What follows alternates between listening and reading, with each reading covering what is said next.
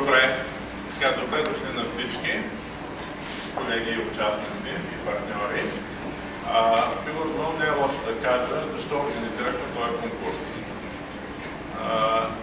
Мисля, че няма спор, че една такава услуга в интернет и в BGMAP, която е доста популярна услуга от своя страна, има предвид намиране на маршрути с градския транспорт, е много полезна и хората са ни питали, нашите потребители, достъпа за такъв тип услуга и смятам, че след като тя стане налична в сайта, ще се ползва с много голям интерес от хората и много редовно.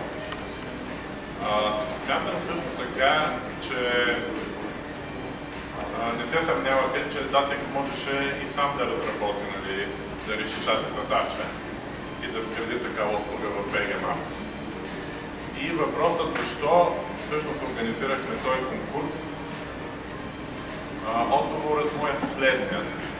Datex е една от малкото фирми, която създава и продава и разпространява софтуерни продукти.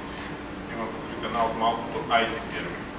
И следвайки тази наша философия, решихме да отворим платформата на BGMAP по този начин, да дадем възможност на външни разработчици от една страна да решат една интересна задача сама по себе си и от друга страна да им дадем шанса и възможността, ако решението е добро, решението са добри, да изберем най-доброто и него да го вградим в BGMAP.